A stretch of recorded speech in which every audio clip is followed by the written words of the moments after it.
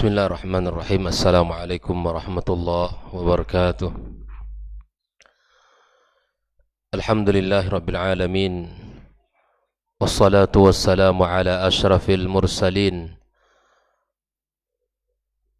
wa ala alihi tayyibin wa ashabihi al-ghurril mayamin wa man tabi'ahum bi ihsanin ila yaumiddin. Ashhadu an la ilaha illallah wahdahu la syarika lahu waliyus salihin wa ashhadu anna Muhammadan abduhu wa rasuluhu as-sadiqul amin. Subhanaka la ilma lana illa ma 'allamtana innaka antal alimul hakim. Allahumma ati nufusana taqwaha wa zakkiha anta khairu man zakkaha anta waliyuha wa maulaha innaka ala kulli syai'in qadir. Amma ba'd. Ma'asyiral hadirin wal hadirat minal muslimin wal muslimat, saudara-saudari dimanapun berada, semoga senantiasa dijaga Allah Subhanahu wa taala. Alhamdulillah, kita bersyukur pada Allah Subhanahu wa taala atas nikmat yang Allah berikan kepada kita semuanya. Pagi ini kembali kita merasakan kenikmatan yang sangat banyak, kenikmatan beribadah kepada Allah Subhanahu wa taala. Kenikmatan kita bisa mengawali hari kita dengan ibadah yang mulia. Kemudian kenikmatan kita duduk bersama dalam majlis ilmu ini.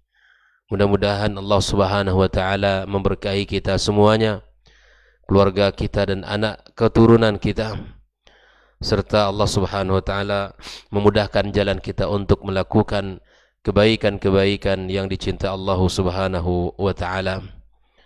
Kemudian salat dan salam untuk Nabi kita sallallahu alaihi wasallam.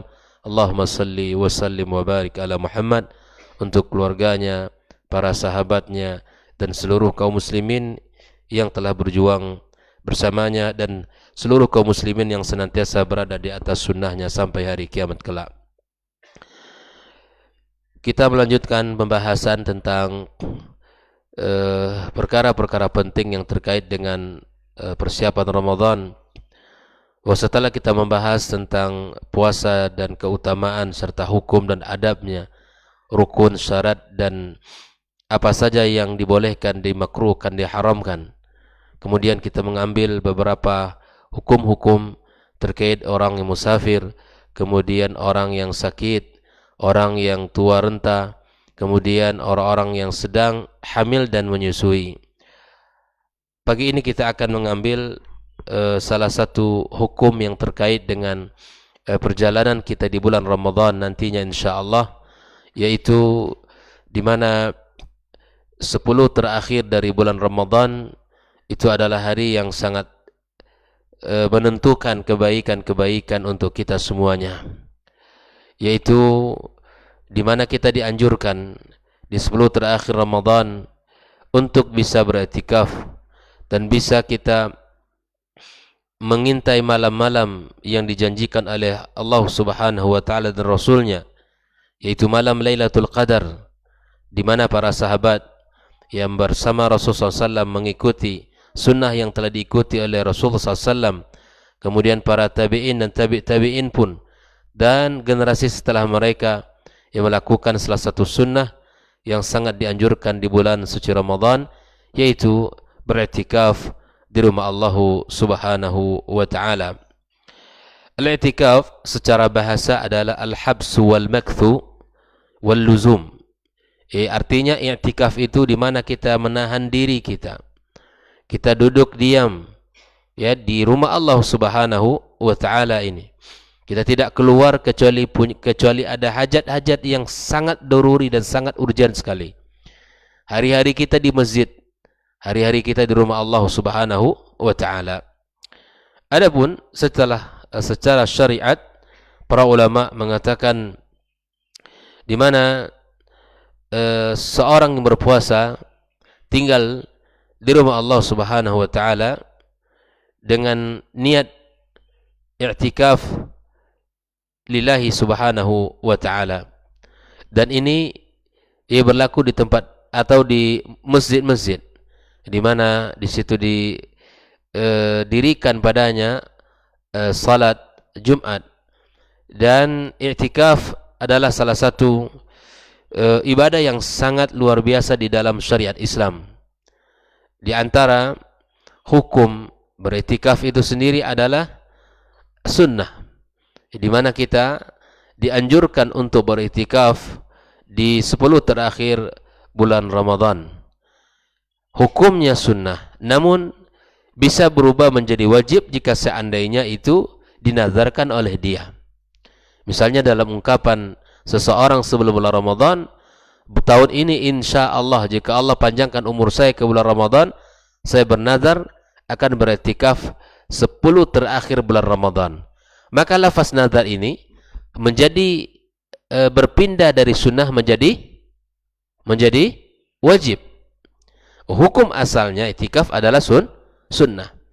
Tapi dia akan bisa berpindah hukum menjadi dari sunnah kepada wajib apabila dia atau seseorang melafazkan nazar bahwa dia akan beriktikaf di 10 terakhir bulan Ramadan di tahun tertentu. Maka di antara dalil yang menjadikan bahwa iktikaf ini merupakan salah satu sunnah, di mana Allah Subhanahu wa taala di dalam mengisahkan di dalam ayat surah Al-Baqarah 187, Allah Subhanahu wa taala mengatakan wala tubashiruhunna wa antum aakifuna fil masajid. Di antara adab orang beriktikaf di saat dia iktikaf, tidak yubashir zaujah, tidak mendatangi pasangannya. Dan ini di mana kita berada di masjid, kita sedang menyibukkan diri dengan ibadah, dengan zikir, dengan tilawah, dengan berbagai macam bentuk kebaikan dan ketaatan, dengan salat sunnah kita. Ini yang mesti kita lakukan. Maka di saat iktikaf Allah Subhanahu wa taala melarang wala tubashiruhunna wa antum aakifuna fil masajid. Adapun dalil dari sunnah, di antara sunnah Rasulullah sallallahu alaihi wasallam, ya, dari Abi Sa'id Al-Khudri radhiyallahu taala anhu qala inna Rasulullah sallallahu alaihi wasallam i'takafa al-ashr al-awakhir min Ramadan thumma i'takafa al-ashr al-awsat fi kubbatin Turkiyah. Nabi alaihi salatu wassalam diceritakan bahwa pertama kali iktikaf beliau di 10 awal.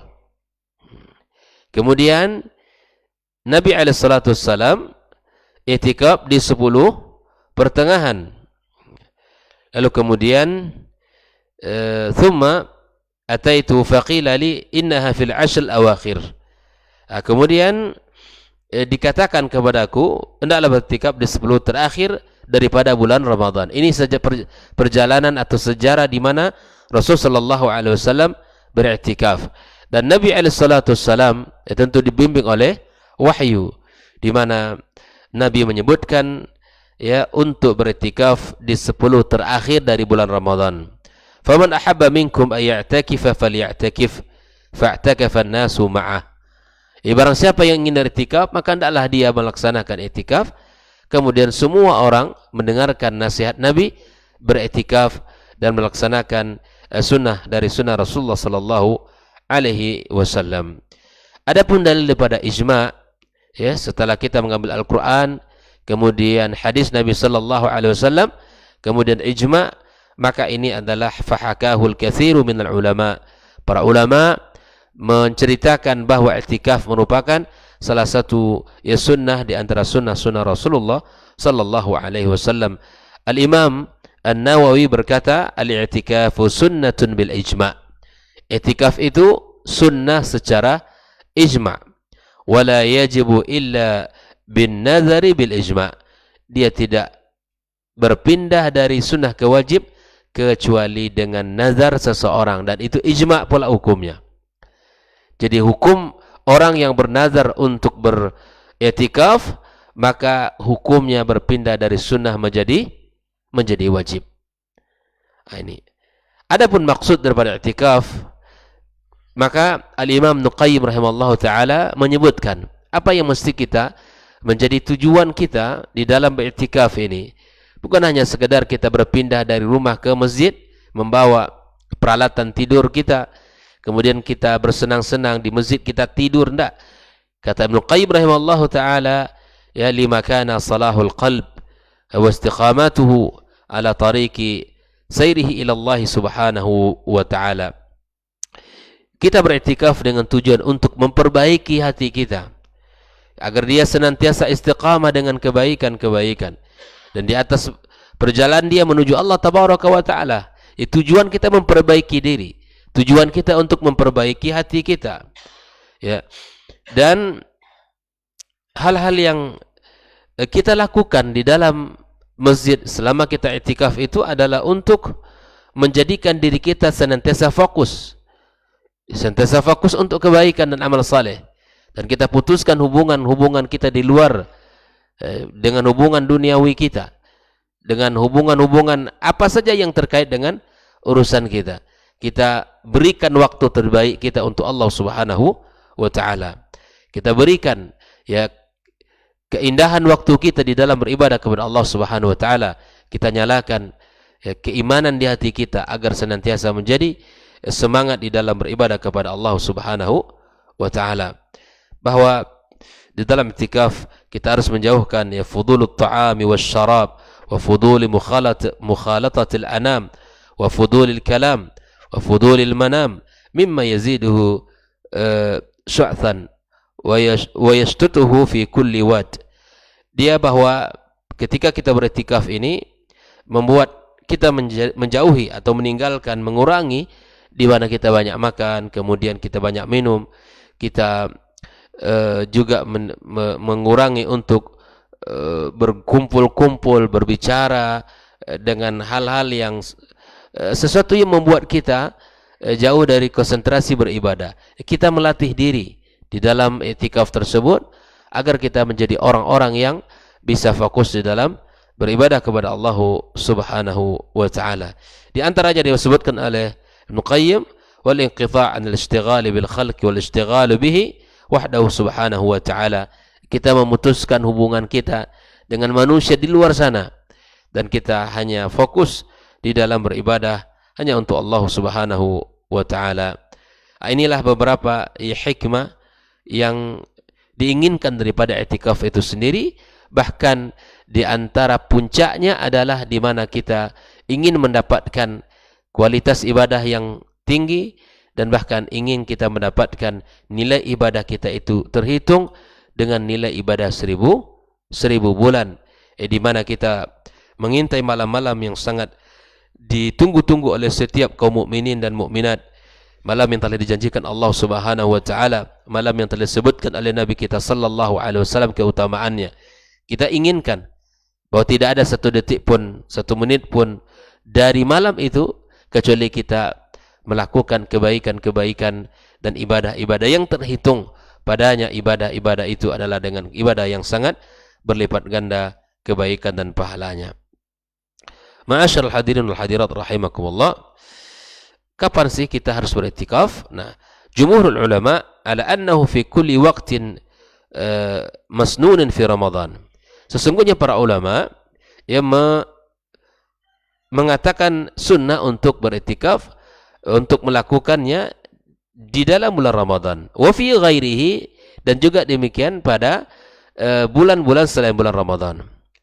Wa afdaluhu fi Ramadan, yang afdalnya di bulan Ramadan. Ya akadahu fil ashr awakhir min Ramadan, yang paling diutamakan adalah di 10 terakhir bulan Ramadan. Jadi seperti yang dikatakan oleh Syekhul Islam Ibnu Taimiyah rahimallahu taala, annahu yustahabbu alla yada ahadun al-i'tikaf fil ashr awakhir min syahri Ramadan. Hendaklah ya tidak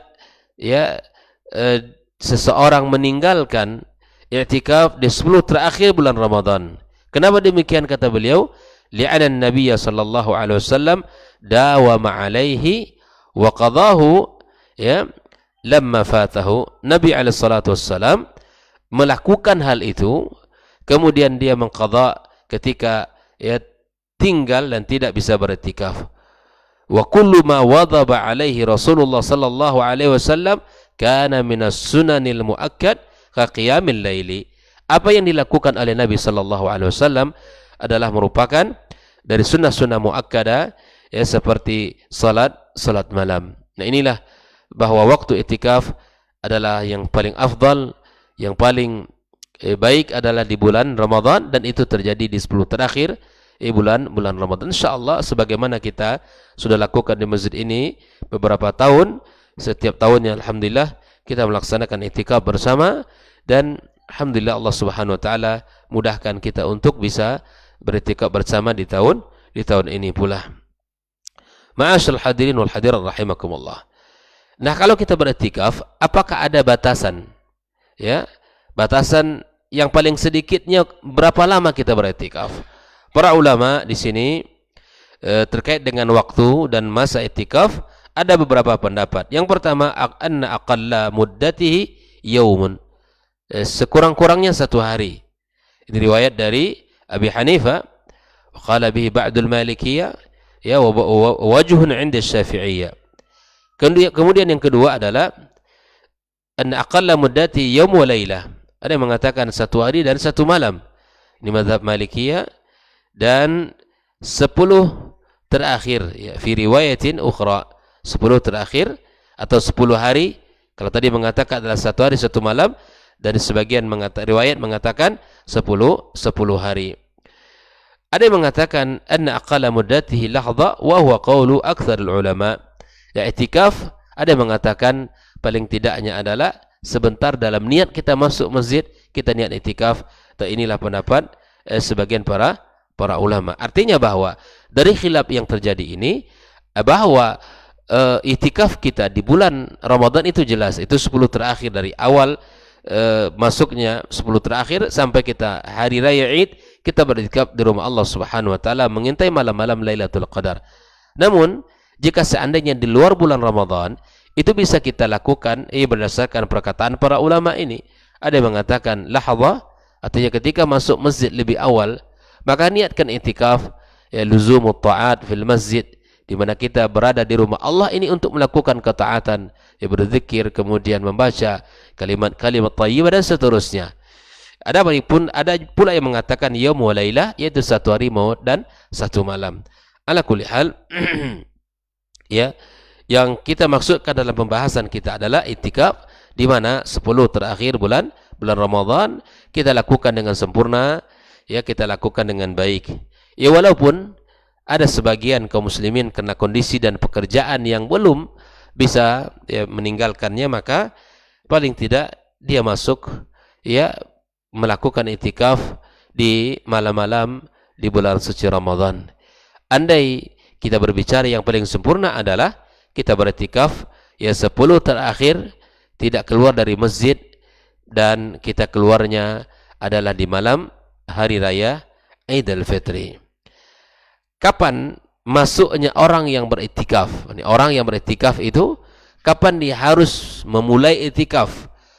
Yang pertama, ada pendapat di sini, annahu min qabli ghurubi syamsi lailatul 21 wa bi qala jumhurul ulama. Masuk kalau nanti malam adalah malam 21, maka dia sudah masuk ke masjid ini kapan? Sebelum terbenam matahari. Di hari 21 itu. Paham ya? Itu masuknya. Kapan memulai kita i'tikaf? Andai nanti malam adalah malam 21 bulan Ramadan, maka asar menjelang maghrib sudah masuk ke masjid. Ini pendapat jumhurul ulama. Yang kedua, annahu ba'da salati subhi min yaumil 21. Ada yang mengatakan pula bahwa setelah salat subuh pada hari tanggal 21-nya. Wa huwa riwayatu 'an al-Imam Ahmad wa bi qala al-Auza'i wa riwayah 'an al-Laitsi wa ma qala ilaihi as-San'ani. Ini riwayat. Adapun yang dikatakan oleh jumhur adalah sebelum terbenam matahari di malam 21. Artinya asar di puasa ke-20 menjelang maghrib kita sudah bersiap-siap masuk ke rumah masjid membawa peralatan-peralatan yang kita butuhkan selama kita beriktikaf di rumah Allah Subhanahu wa taala. Nah, ma'asyiral hadirin wal hadirat rahimakumullah, wa mata yakhruj? Kapan dia mesti keluar? Artinya kapan berakhirnya i'tikaf itu? Kalau masuknya adalah sebelum malam 21 di bulan Ramadan dan dia berakhir kapan? Ya juzu 'inda jumhuri ahli ilmi min ba'di ghurubi syamsi lailatul Id. Lailatul Id. Boleh keluar menurut jumhur ahli ilmi setelah terbenamnya matahari pada malam Lailatul Id. Artinya kalau hari ini merupakan hari terakhir kita berpuasa, maghrib nanti, ya kan, adalah malam-malam Id setelah terbenam matahari, di saat kita sudah berbuka, maka kita sudah dibolehkan untuk keluar dari masjid dan kembali ke rumah dan untuk melaksanakan persiapan takbir. Kemudian kita akan beriktikaf, kita akan melaksanakan salat Idul Fitri pada esok paginya. Wara'a ba'du ahlul ilmi anna al-afdala lahu ayamkutha fi mu'takafihi ila yakhruja ila salatil Id. Sebagian ahlul ilmi menganjurkan yang paling afdal adalah dia menunggu tetap beriktikaf di rumah Allah sampai besok pagi salat Id, hari raya Idul Fitri. Jadi ada dua pendapat di sini. Yang pertama mengatakan boleh kita mengakhiri iktikaf setelah azan maghrib, artinya masuknya terbenamnya matahari, masuknya maghrib, kemudian itu adalah malam hari raya, sudah boleh dia keluar dan untuk bersiap-siap besok pagi salat hari raya. Namun sebagian ahlul ilmi menganjurkan agar kita menunggu sampai besok salat Idul Fitr, dia mesti berada di dalam rumah Allah Subhanahu wa taala, masih dalam i'tikaf. Baik, ma'asyiral hadirin wal hadirat rahimakumullah. Inilah beberapa perkara-perkara penting yang terkait dengan i'tikaf. Kemudian ada rukun i'tikaf, syarat sahnya i'tikaf, dan beberapa adab-adab yang mesti dilakukan. Insyaallah kita akan lakukan pembahasannya pada pertemuan besok biidznillah. Dan mudah-mudahan Allah Subhanahu wa taala jadikan kita orang-orang yang dimudahkan jalan kebaikan dan dijadikan oleh Allah Subhanahu wa taala orang-orang yang bisa melaksanakan i'tikaf di tahun ini dan bisa memaksimalkan hari dan waktu kita di dalam beribadah kepada Allah Subhanahu wa taala. Wa sallallahu ala nabiyyina Muhammadin wasallam wa subhanakallahumma bihamdika asyhadu an la ilaha illa anta astaghfiruka wa atubu ilaik. Wassalamu alaikum warahmatullahi wabarakatuh.